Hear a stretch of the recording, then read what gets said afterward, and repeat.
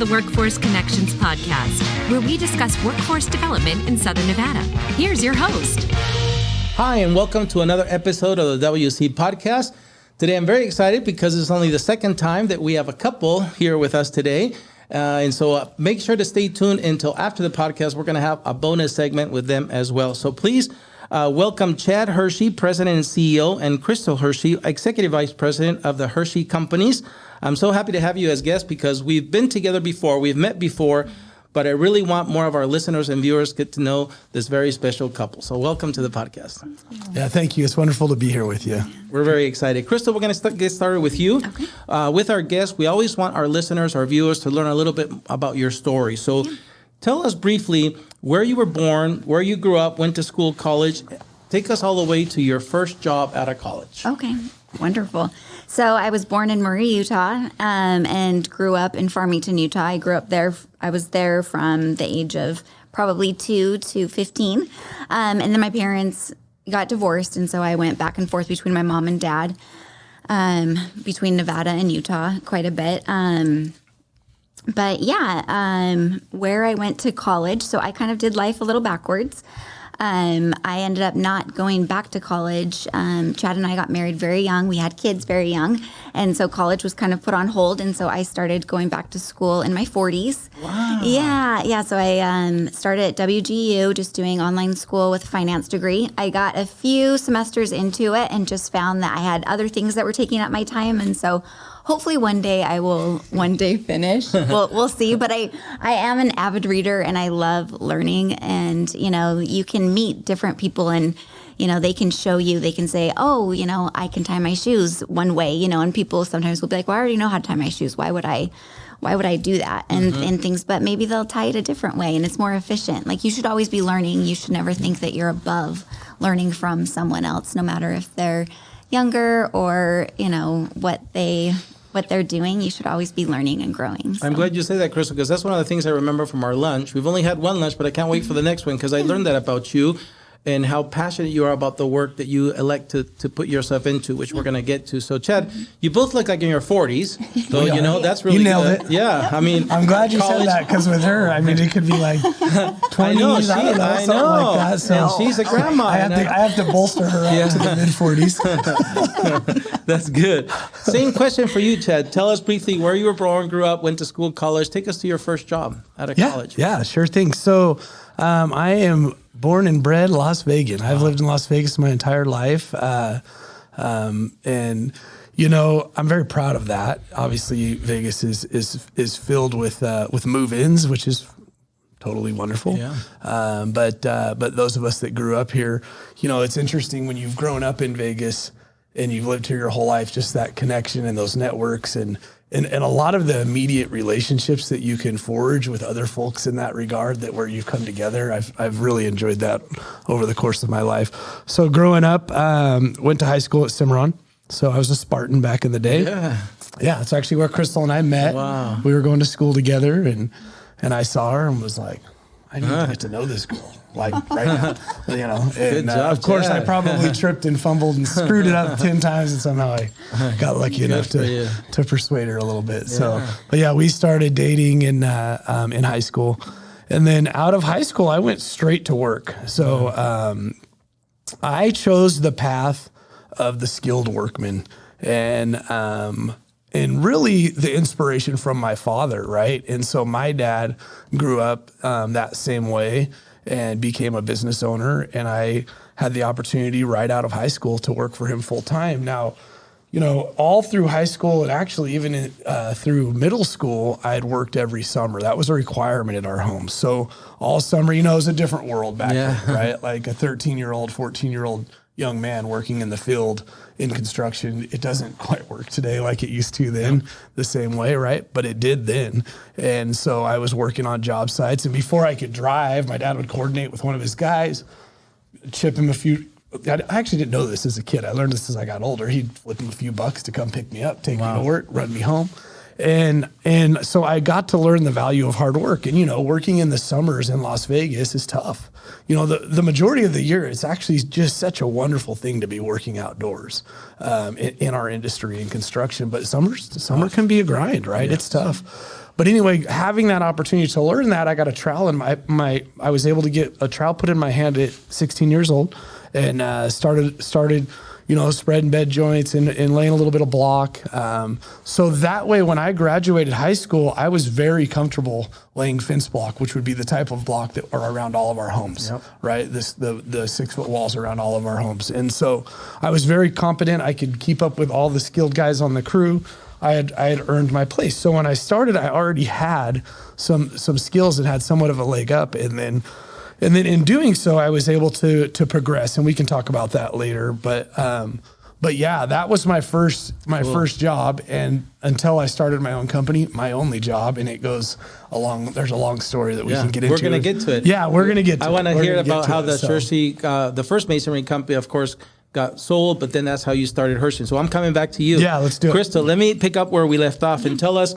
Tell us about the rest of your journey till today, of course, in a synthesized matter, but what happened after your first job? You've told us you got married early, but kind of fill that gap to the Hirschi Companies today, the professional aspect of your life. Yeah, okay. I've always been, I think my parents instilled it in me. I was an 80s child, so it was kind of like my parents did not baby me at all. You get hurt, they'd be like, rub some dirt in it, you'll be fine. But I think that really instilled in me something of so much value. My mom had a very high standard for me, and my dad, I was a total daddy's girl, and he believed that I could achieve anything. And so that gave me the confidence to think that I could literally do everything or anything. And they kind of told me, like, if you see a problem, you can either complain about it or you can be the solution. And so that has always really driven me. So, for instance, one of my first jobs was after Chad and I were married. My sister-in-law, his sister, had become a cheerleader at Centennial High School. And here I had, my son was 3 years old at the time. And I was a gymnast as a young person, and I loved it. And so, even being a young mom, I was like, oh, I'd love to take gymnastics classes with you at night. Well, we go, the first lesson is free, of course, and I loved it. It was amazing how my body just picked up on it super fast, but I couldn't afford it. $20 at that time was a lot of money for Chad and I, and so I went to the teacher and said, I really love this. I can teach your 4-year-olds during the day if you will let me come and take lessons at night, and what I'll work for. That's cool. So you can do that. So I would say that would be my first job. And I've had many situations like that throughout my life where I have seen a problem and I've been the solution. For instance, our youngest son was going into kindergarten, and he was at a cute little private school. They wanted to hold him back along with 4 other little boys at the time. They didn't have, their reading wasn't where it should be. And so I went to the teacher and I just said, oh, I wish he could, he's a May baby. I just don't want him to be held back. And ended up negotiating with the teacher, look, if you will work with these little kids, I will come into the classroom every single day. I'll be your assistant teacher, and I will work with the other kids for an hour and a half. If you'll just work with these kids. My son ended up being an excellent reader, same with the other kids. So I've always found situations that I've seen a problem, and I don't, instead of complaining about it, I'm the solution. You're a problem solver. Yeah, yes. Tell us a little bit more about your role in the Hirschi Companies now. Yeah, yes. So I would say I got really involved in about 2017. It started off understanding the financials. I've always been, really good with money and understanding the financial. I'm very business minded. And just as my role has progressed, it kind of started with the financials, and then it started with understanding, workforce development. I'm very passionate about that. Our Hirschi Helping Hands arm of it, just getting our team out, philanthropically. Marketing, I am oversee all the marketing, business development. I would say, yeah, I've just kind of, as the years have went on, I've just seen more places where, my attributes can be of service. And so, yeah, and Chad and I make a fantastic team. We're very different, and that has its pros. I mean, there's definitely cons to it sometimes, but we always make it a pro. Yeah, you found a way to make it a pro, yes. Which I admire a lot. Yeah. I think, Crystal, one of the things that I love what you said is being good at money is not only making it, but giving it too. And you've found a really important role in philanthropy, which yes. we're going to talk a little bit more, but I really heard that say that when you say being good at money doesn't only mean keeping it, it means how you invest it as well. So yes. All right, Chad, back to you.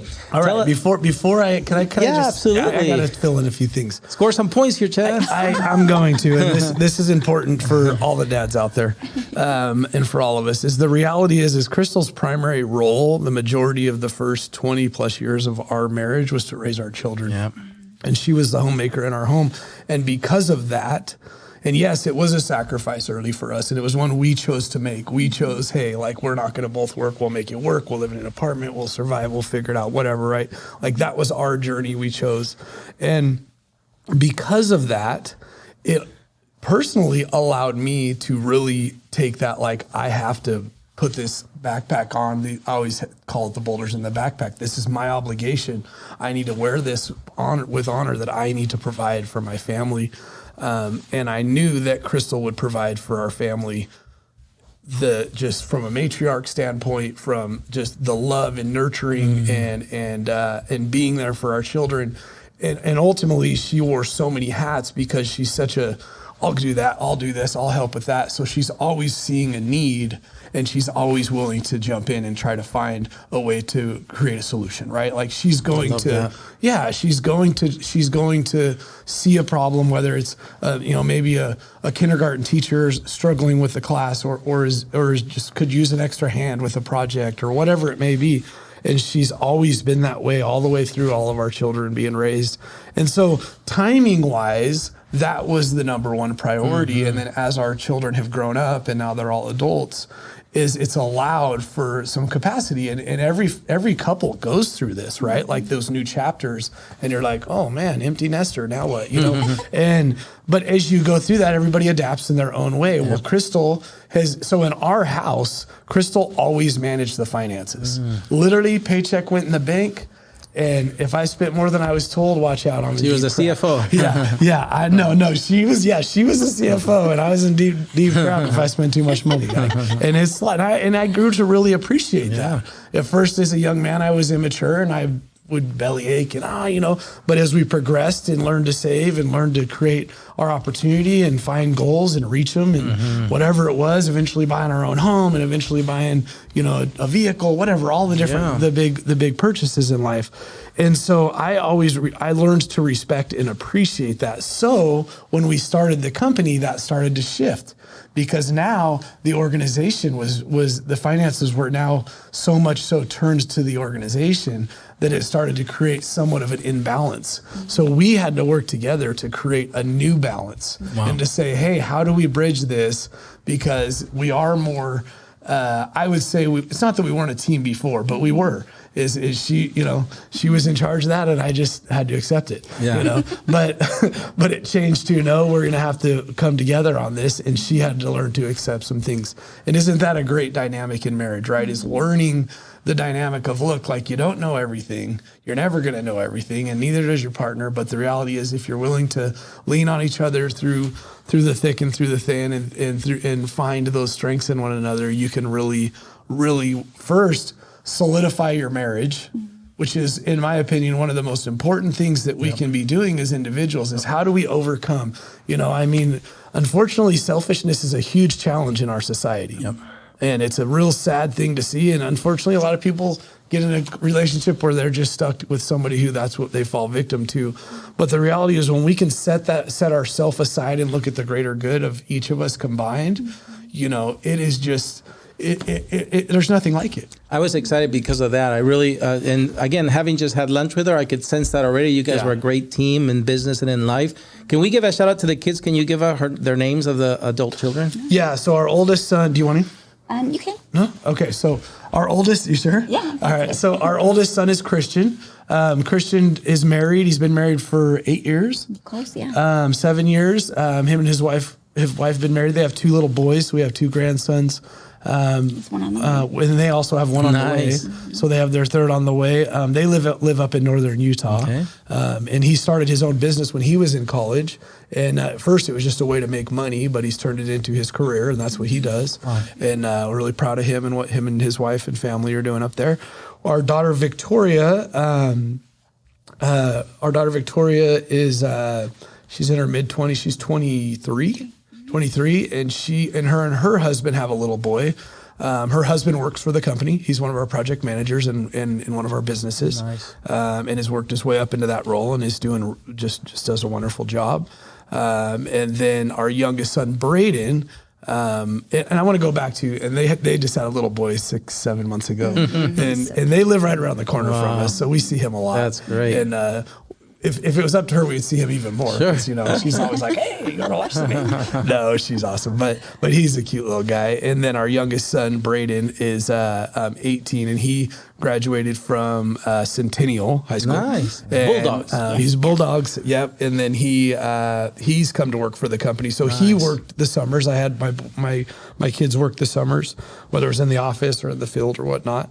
And so he's come in and he's worked his way into our estimating team and is a part of our residential masonry business and on that estimating team and really making progress and just learning and growing and developing.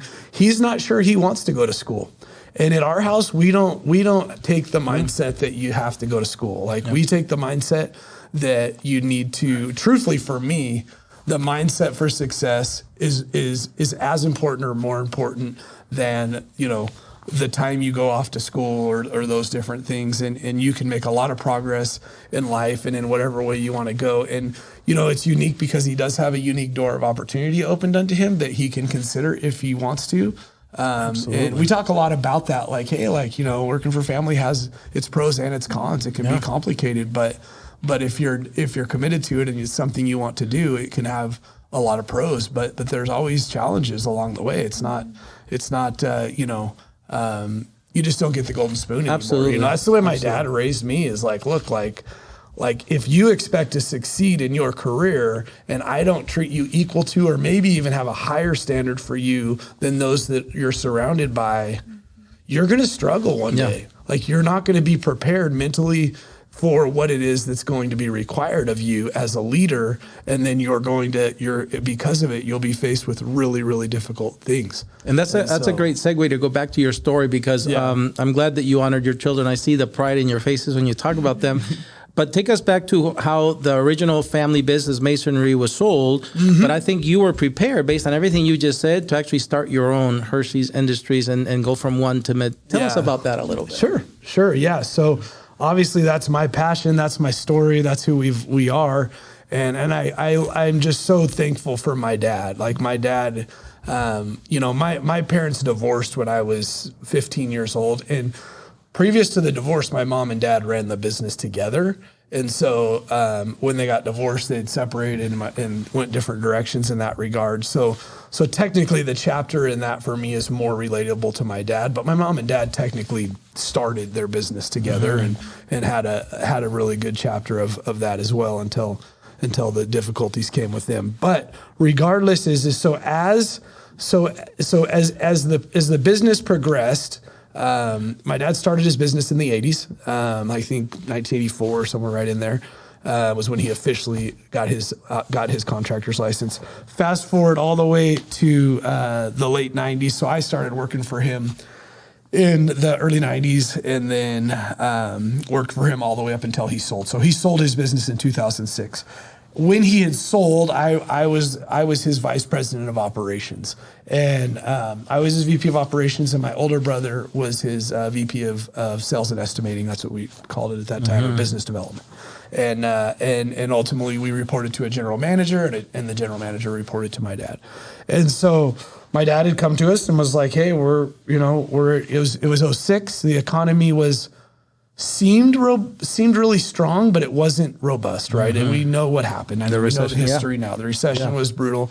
And my dad had concerns. I mean, he always says, I never had any idea how severe it really was going to be, but I had reservations that it was going to get turbulent, And so his instincts were a lot better. He always says they were way better than I ever thought because he sold his business and closed October 5th of 2006 or somewhere right there on 4th, 5th, I can't remember. But like right before the lights turned off, right? Like within 3 months, we were all like, oh boy, this is not good, or 3 or 4 months, you could start seeing the signaling. And then, ultimately by the middle of 07, it was like, my goodness, here we go.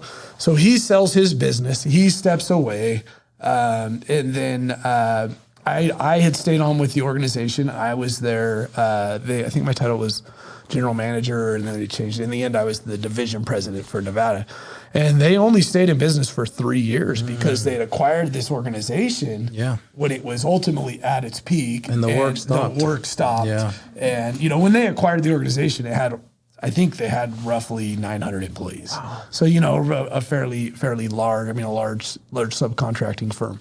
And did various different types of work, primarily masonry work, right? But, and then through that journey is when ultimately the economy did what it was going to do. Super, super difficult times. And I was a young guy. I was in my late 20s.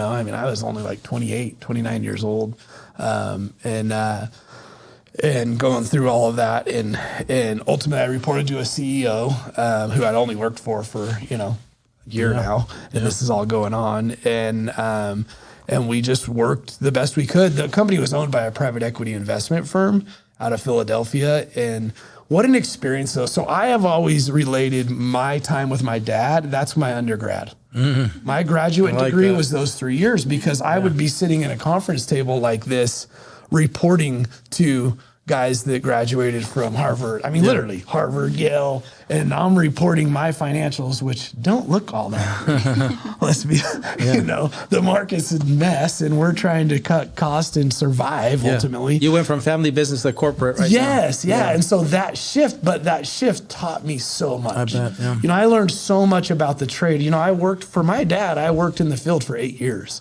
And so when I combined those years in high school and combined that time after, and then I became a superintendent, and then I became a general superintendent, and then I became the VP of operations at one point and was running all of the field operations. So at one point I had like 9 general superintendents reporting to me. I had all the different businesses working the operations side, right? So I really understood that and became very familiar. And I was always very, very, my dad always used to say, you can set your watch by us. That was his slogan to our clients, to us, to everybody. So that's what we used to always say, is like, you can set your watch by us. And so meaning, if we tell you it's done at 3 p.m., it's going to be done at 2:59. We showed that today when you were saying, it's nice you guys got here early. Yeah. So, but that's just like what you do, and that's the way we were raised. So you shift ahead. And I can talk for a long time, so be careful. But I wanted to make sure that this is the beginning. You told us why you prepared to start the beginning of what today is Hirschi Industries. And what year did that start? You talked about So we technically started as Hirschi Masonry. Okay, and what year? We started our company in 2009. That's right. Yep. Okay. So in November of 2009, we're driving for Thanksgiving, and I had a conference call. It was the day before Thanksgiving, and I have a conference call. Things were turbulent. Things were very difficult. We're in the car. My wife's in the car. I'm trying to keep the kids quiet. We're driving to northern Utah to visit her dad for Thanksgiving. And on the call, we were told they're shutting down the business. And we're told on the call they're shutting down the business today. Wow. And yeah. And we're like, you knew things were turbulent and things were difficult. Unfortunately, one of the divisions, because they had acquired multiple companies, one of them was losing a lot of money. And ultimately, the investors weren't willing to put any more capital up, right? And I get it. Like at some point, hey, I can only go so far. I got to cut our losses and move on. So for us, because we had maintained some level of sustainability as an organization, we had really, really worked to make sure we could support ourselves and we could survive even through the toughest of times. And so, even at that time, we still had close to 180 employees. It was still a very viable company. And keep in mind, we're talking a residential home building industry, and don't quote me on the total. It's like 43,000 homes were built in 2006. If I remember, I was either 39 or 40. I might be a little off, but somewhere we'll call it somewhere in the high 30s, right? Then in 2009, they built 3,300. It's like nothing. It feels like nothing. It literally, even though it's 3,300 homes, it feels like nothing off of what we were doing, right? And so it's just a massive shift. But that's ultimately there. So that happens. So Crystal and I ultimately, obviously, we talked about all weekend for me, it was, I knew I was ready. Crystal always supported me, and we're ready. We can do this. And we knew we were ready. we could never be the magnitude they were. We didn't have the money to not yet, at least. Yeah, and so ultimately, we started the journey, and it's a big story and there's a lot to it. But yeah, we started the journey in 2009. There's a misconception out there among some that they believe we actually took the business over, but we didn't. They just flat went out of business. Started a new one. Yeah. And that was Hirschi Masonry. That was Hirschi Masonry. So my dad was Hirschi Masonry Incorporated. That was his business. Yep. He sold that. They changed the name to the Masonry Group. Yep. And then when we started our company, we started Hirschi Masonry LLC. That's really the only difference. Way to know the difference, right? That's cool. Because our name had gone away, it was actually a great advantage for us because it's like, yep, those guys went out of business, but we're still here. Yeah. We weren't owners of that.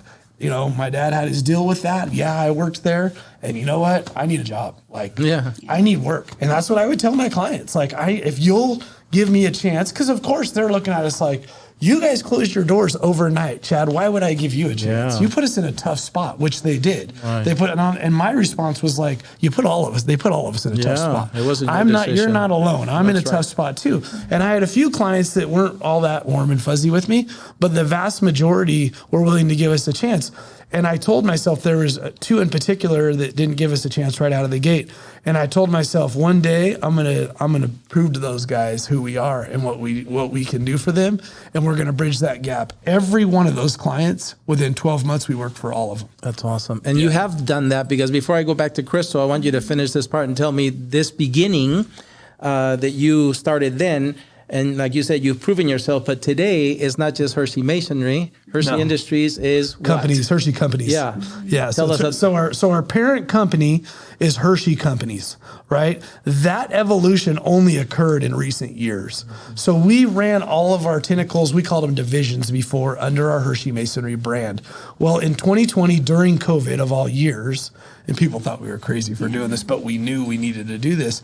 We had reached a point with our current office and our current facility that we were just busting at the seams. It was uncomfortable.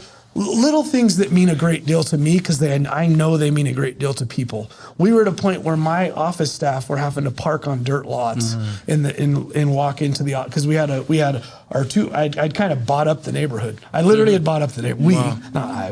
We had bought up the neighborhood, and we were like this office next door, trying to persuade the neighbor until eventually we had bought the whole block. And it was like everybody in hodgepodge, different offices, and we'd cut holes in the block walls so we could walk through from yard. I mean, it was rough. But it worked. It worked fine, right? But it wasn't a depiction of who we are and who I am. I mean, I care a lot about details. They matter to me. I care a lot about doing things right. Everything at Hirschi has a reason. Everything has a place. If it's going to happen, we're going to do it with purpose. And so, unfortunately, just because I feel that way doesn't mean I can afford that way. Sure. That's life, right? Yeah. That's just the reality of life. But I do feel that way about operating our organizations and what we do. And so ultimately 2020 comes, and we're at that time, if you kind of go through, I'll just spotlight real quick. Hirschi Masonry started out as a residential masonry contractor, 2009 to 2012. In 2012, we'd established ourselves with the home builders. That's who when I say residential, I mean working for the home builders, all the big nationals and the local builders of all the subdivisions, right? And the big builders.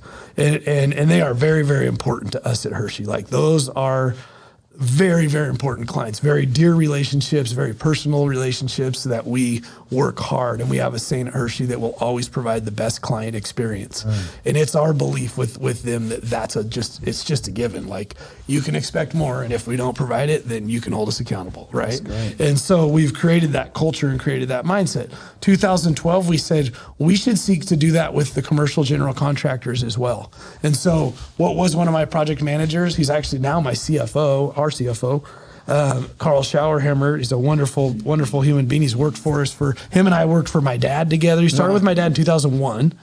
And he's reported to me the entire time he's worked for me, poor guy. I don't know how he's put up with it all these years, but he has. Him and Crystal. But he's a great, great guy. And him and I said, let's go start it. Let's go build a business. Because typically, as most folks know, usually as a subcontractor, you focus in an area, right? Do residential, do commercial, maybe do custom homes. You kind of have your niche and that's what you do. So to create more and to be so ultimately to go do commercial work, you really need a completely different team, right? You need to build out a separate team to be able to do that. So we started doing commercial masonry and started a completely separate team. I'm talking from general manager to every field employee, all different people that are only going to do that type of work and work on those types of projects, right?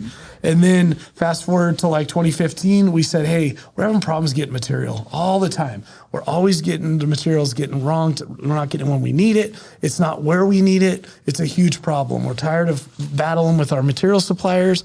We're going to go take on the trucking because they were contracting out all the trucking anyways. And so we carved out the trucking and took that on ourselves. Hirschi Trucking. So yes, Hirschi Trucking. Yeah, and it started under Hirschi Masonry. It was just a division of Hirschi Masonry. And then you fast forward to 2016, 17, I think it was 16. And we had a job. It was actually out in Southern Highlands for one of our clients.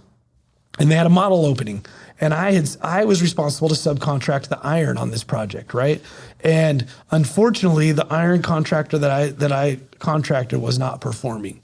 And we had to work through the weekend and work like multiple weekends in a row to get this thing figured out. Anyway, long story short, I said, I'm never going to be put in that position again. I want to control my own destiny. I'm not doing that. I'm not doing that anymore. So we got together and we said, we're going to start doing our own iron because as you see in Vegas, a lot of block walls, a lot of ornamental iron on top of those walls. Typically our clients want us to handle that, right? They would prefer us just to take care of all that. So we would use to subcontract that stuff out. And another division, Hirschi Iron. Yep. So Hirschi Iron. Yeah. So that's where Hirschi Iron came from. And if you're going to do iron, you need to do powder coating. Well, a lot of companies don't do powder coating. They all should, but they don't. That's a discussion for another day. But to have the right finish that can last and really stand the test of time in our market, you should be powder coating your product. It's one of, there's other ways, but it's one of the best ways to be able to provide a top quality product for the end user, right? And so we started a powder coating business, Hirschi Powder Coating, right? And so ultimately, when those were all branded under Hirschi Masonry, but I knew that because I have this, tradesmen take pride in the company they work for. Being a welder and being a fabricator, it's not bad to say I work for a masonry company, but it's a whole lot better to say I work for an iron company. That's great. Like I'm a tradesman. I'm proud of what I do. I'm really good at it. So I've always had that dream. Well, we fast forward now to 2020, the opportunity to acquire a really wonderful facility comes to be, and it's time. And we're like, hey, we're rebranding the organization. And that's when Hirschi Companies came to be. And that's when each of the individual entities came to be, because we said, all right, it's time to make it very clear that each of these businesses are standalone businesses. They already have their own leadership. They already have their own people. We need to do the work internally, and we need to make sure that we have a very clear separation. And so that was ultimately when those entities were created and when we established all the different businesses. And then you fast forward to 2022, and we had come to a point where we said, we want to be in another market. We're doing some work in Southern Utah. We're doing work all over Nevada. We want to be in Arizona. We decided to start a masonry business in Arizona in 2022. One of our key leaders who's been with us a long, long time was interested in potentially moving out there and has moved out there, and he runs that business for us. He's the division president out there. His name's Logan, and just a wonderful, wonderful ally of mine, dear colleague of mine. We've worked together a long time, and he's out there, and we've put ourselves in that market. So ultimately, as a whole today, we have just over, I don't know exactly right now, we'll call it 800. So somewhere around 800 employees. We have about 150 we fluctuate between 150, 200 in Arizona, and the rest are all here in Nevada and up into Southern Utah. So, yeah. Thank you for sharing that story, because again, it tells, Crystal, he was talking earlier about how the company that you worked for that had bought the other was a big company, but you've become that big company now through your hard work. And Crystal, I want to ask you, because again, I love that you guys are such a great team. And as you were saying earlier, it's not always fun and games. There's hard times too. Tell us about a challenge, Crystal, even during this journey. Where was the time where you had a challenge as a team? Yeah. And how did you solve it? Yeah, it's a great question. I wouldn't say challenges. I would say opportunities. Oh, I love that. So I would say when we first started the business, now keep in mind, I've always been, like he said, very, very conservative. It is very important to me to have stability, to pay off debt. Like I don't like debt. And so I would hoard everything, paying off our houses, different things like that. And at that time when we started the business, we were debt-free. We had 2 homes at that time, and we were able to, not take a paycheck for an entire year while we built this business and put money into it because we had saved, and we lived off of our a rental property that we had. That was a huge. It was hard for our family because we got rid of like everything. Our kids were like, we don't have Dish Network anymore. We're not going to have ADT. We're not going to, my kids learned the importance of, a lot of people will try to budget why they still have their Starbucks coffee, and I'm like, that's not budgeting. Good try. You're going after the big items. That's good. That's a $5 cup of coffee. Going to 7-Eleven, got that for Exactly. Could have made that at home. That's what she would say. Just make it at home. Save the money. Yeah. No, literally during that time, I learned how to make my own dish soap and my own. She did all kinds of stuff. Yeah. Like Tide was way too expensive. I made my own. Yeah. So I mean, I know how to budget. So I would say that was a great opportunity to grow where I think both of our strengths came to play. Yeah. And then I would say again, and obviously like it takes a lot of money to grow as rapidly as we did, a lot of risk, different things like that. And so when I got involved here, we had grown so fast. Chad was like, okay, babe, you want to understand the finances, be part of it? Here you go. And Welcome to the show. Yes. Yeah, I almost died. That's good. He's like, whoa, there's some risk here. Yes. Yeah, pretty much. Yeah, and we came together, us and our CFO at the time. He's still currently our CFO, Carl, and we came up with a plan and we became debt-free in our business, which was huge. That's awesome. And things. But I would say those 2 things. I mean, obviously we're very, like I said, we're very different. He's very talkative. I'm a listener, as you can see, but. That's why you're a great team. Yeah, you play off each other's strengths. We do. I'm going to stay with you for the next question because Chad already addressed what was going to be tell me about the other companies with Hirschi Companies. So we heard about them. Yeah.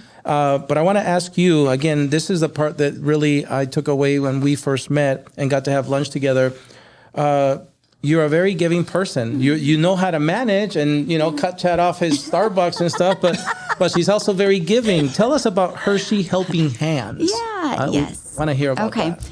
So interesting enough, it started, my dad had passed away in 2015. And at that time, I just remember looking at life and being like, wow, like, am I living my life to the fullest extent? Am I doing everything that I want to do with my life? And I had always been very passionate about, especially international philanthropy work. And so I took my oldest son at the time, and we went to Bolivia. We stayed in a small village of Hirschi. I've heard this story. Yes, yeah. And that's really where it started. I had went there, thinking, wow, I've never been in a situation like that. I've been to developing countries before, but you stay in your hotel. It's nice. But here we were sleeping on a dirt floor in a school, sleeping on hay mats. The outhouse was, yards away. It was just a hole in the ground with some cement. Me and my son would go scrub it every morning. We had to walk for our water. They had a well on the property, which made it convenient. But no, obviously no electricity, Wi-Fi, all that good stuff. But I remember thinking at first, like, wow, all the things that they don't have that I get to enjoy that make life so productive. And I came out of there and I realized they had so much more than I realized they had community. And I was so inspired by that I came home because the people that work at Hirschi are the kindest, most generous, wonderful human beings. Like, I don't know how we get so blessed to have so many human beings that, love community like they do.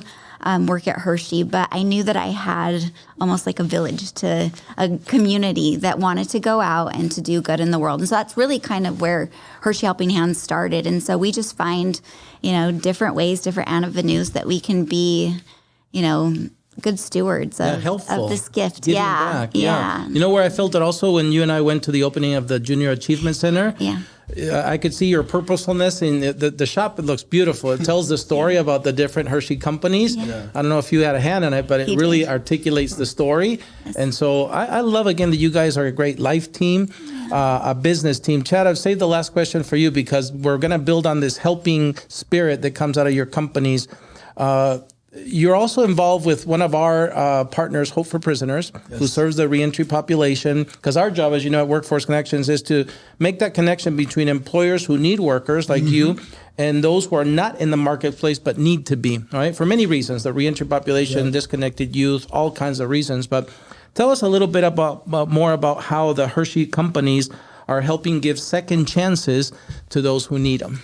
Yeah, sure. So I have to, can I pause for a minute? Please. I have to address this. So Crystal had alluded to and talked a little bit about the team at Hirschi. And so I want to just expound on that for a moment is, our team and who we are it's very purpose driven, right? We're looking, we're always looking for talent, but we like to lead with character. And ultimately, a lot, not all, but a lot of the team members at Hirschi have excelled first through the character of who they are. And that has just propelled them to then learn and gain the talent. Sometimes it takes a while, takes longer than we may want it to take. But in the end, I think it's attributed to a very, very special culture, right? Like it's a culture that, I love that word, is intentional. That's actually a word that one of our key leaders uses all the time is we are seeking to always be intentional in what we do and how we do it. And so the goal is to be very, very much, oriented in those characteristics. Because I think oftentimes I have lots of clients and lots of my, associates that I look at their people and they've got people that can get the job done and honestly probably do it quite well, but it doesn't always mean that they have the character to align with the fact that they can perform, and character counts. For Chad and for Crystal, character counts. Yep. And so it's a balance, and it's something that in time, each and every organization can achieve. And so I really have to attribute so much to our team. And because of that, it also creates many paths that we've created where you can start at entry-level roles, whether it's in administration or as a laborer or whatever it may be. And there's all these different paths and ways that we've created, and we've had, in many regards, perfected's an overstatement, but we have reached a very good place where we have a very effective method to help people to progress in their careers and be able to do so by simply joining our team. Because to me, character is so much of within who you are, and within just the daily choices, the way you treat other people, the way that you behave. And look, no matter what you do or how you do it, you're going to be tested, right? Like we all are going to be, and certainly I'm not perfect by any means. I have lots of flaws. Which the beauty in life is if you're part of good character is an eagerness, right? I love people that have an eagerness to learn.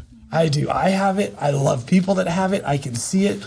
I hate the assumers. I call them assumers. They already assume everything. They answer in every question before you can even finish your discussion.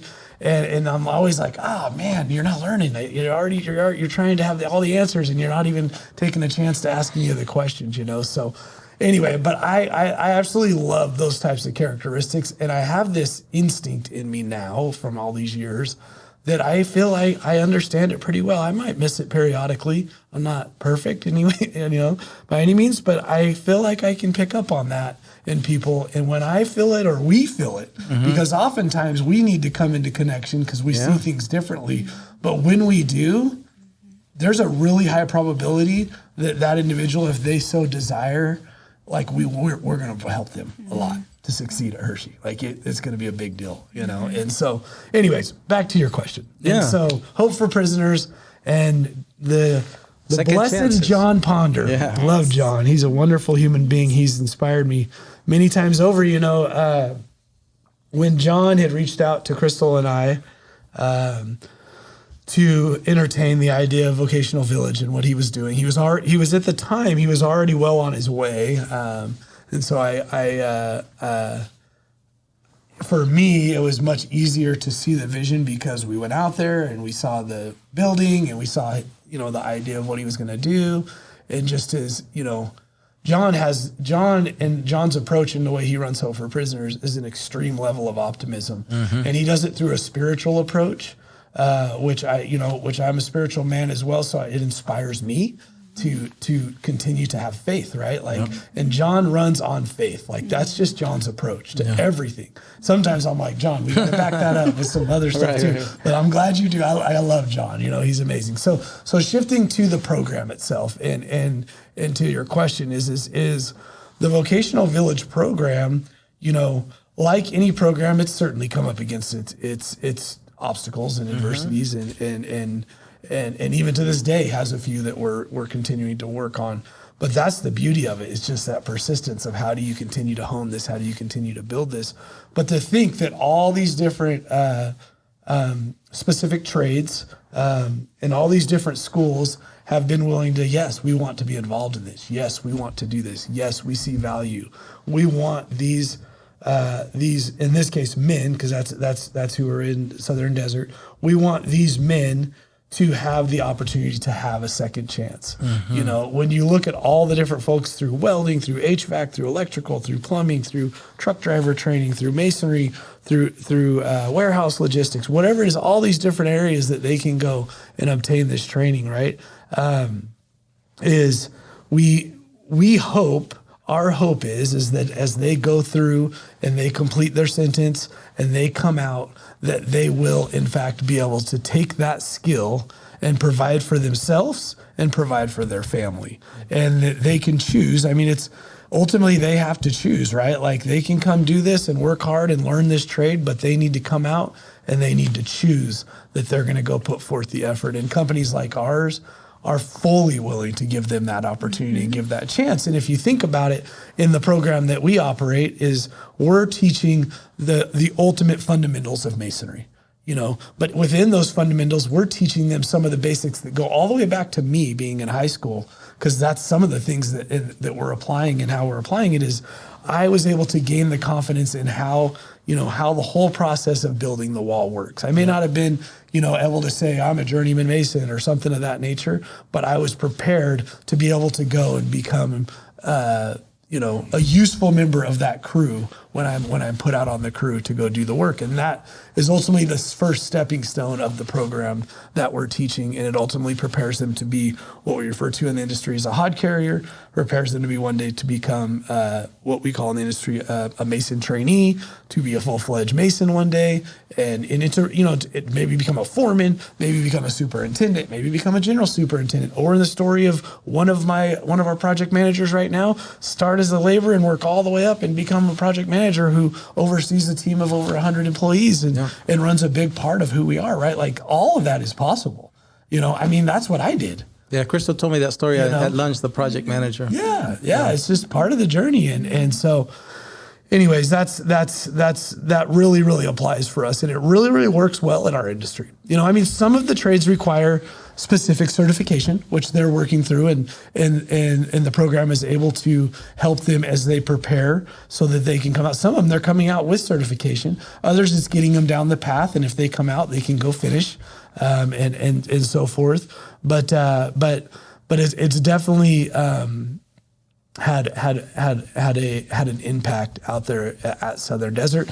And I believe that as we continue forward, we can continue to gain that momentum that is needed to see it fully come to be as we start to see. It's still very new, right? Yeah. We've only been doing it this year. Yep. The individuals that went to the program, we haven't had a release yet. So we're right there. Yeah, it's the beginning. Right, yeah, it's right at the beginning, but it's going very well. And I do have to give a shout out, and thank all of the different trade schools and programs, because it hasn't been easy.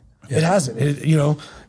We give John a hard time because it's like, John, you're running off faith. Right. We got to pay the bills. Right. Okay. We need to overcome these adversities, and we need to get these students and get going and do these things. And so we've worked through a lot of that, and everybody's been very much, I will tell you, the community in whole, all the companies that are involved in that program, they want that program to work really well. Yep, we all do. Which, right, it says something special about our community, that it's like, we want to figure this out. We want this to work, and we want these men to come out of this rehabilitated and fully have a true second chance.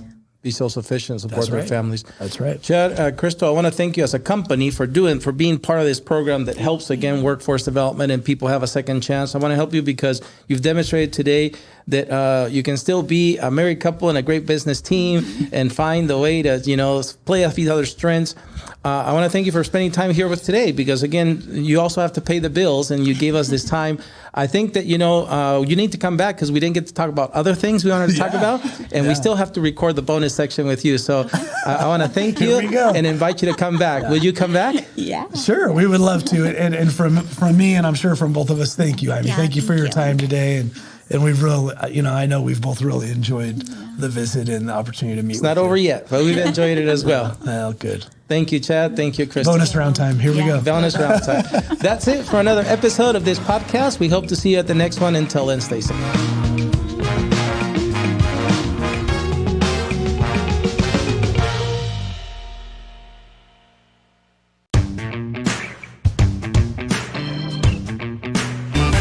Chad and Crystal, thank you for staying over to do the bonus segment with us. Are you ready? We're ready. So ready. All right. The first section is called Him or Her Family Edition. So get ready with the paddles. Obviously, one side is him, one side is her. Who is the morning person? Ooh, you agree. Who is the night owl? Ooh. Who handles the social media? Oh, Chris. Me. Who likes to nap? Ooh, me. Who is the better cook? Ooh, good job, Chad. Yeah. Who is more frugal? Yeah, we all know that. Who leaves dirty dishes in the sink? Ooh, good job. Yes. Who leaves clothes on the floor instead of the laundry basket? Ooh, wow. Yeah, it is me. Yeah. Who remembers anniversaries? Ooh, yes, you're on. Yeah, we both do. Is this both? Yeah, both are fine. Who gives the best gifts? Both. Who works longer hours? I think I know this one. Oh, okay. Who Now, works very longer good. hours? Yeah, who works longer hours? Him. Yep. All right, you made it through Him and Her Family Edition. Grab your other paddles. True or false right in front of you because we're going to go to the segment. Right? True or false? Are you ready? 100% right there? Yeah. Yes, you were really good. Right. Now, tread cautiously here, Chad. This question is for you. I know, you're going to get me in trouble. You're going to give me your answer, but then she's going to rate it with the paddle. So, Okay. the paddle, so put my you paddle. hold yours because I'm going to give you come next. So, Chad, this question is for you. What is Crystal's favorite animal, Chad? A dog. Crystal? True or false? I would say true. All right. Good job, Chad. Crystal, this one's for you. What is Chad's favorite food? I don't know. Everything. Everything. Chad, is that true? You like everything? I like a lot of Hey, stuff. Give us a true. Give us a true for her. True. Good job. All right, Yeah, Crystal. yeah, Good she's job. getting Chad, this true. one's for you. What is Crystal's favorite movie? The Last Unicorn. Crystal. Yes. I would say yes when I was young. Very but, good. All right. Yeah. She's being kind. Very good. She always said had our kids watch that. I was like, this shit's not good. Crystal, what is Chad's favorite place to go with you? Oh. Is this a family show? I was thinking that those dunes that the dunes thing. I would say his favorite place to go with me would be Lake Powell. All right, let's see. Chad. True. That was my choice. Chad, what is Crystal's favorite college sports team? None. Crystal? True. All right. Now, Crystal, what is Chad's favorite professional sports team?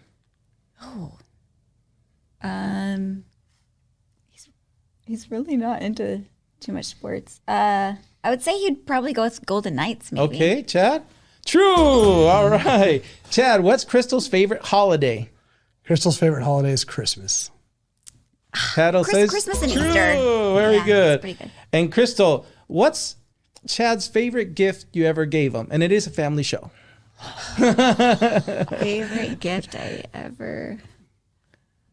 Our kids, probably. Ooh, good one, Chad. How can you say? Yeah, true.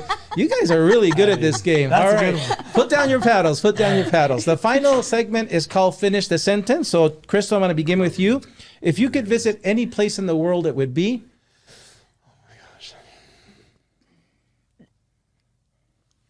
Any place in the world, what would it be?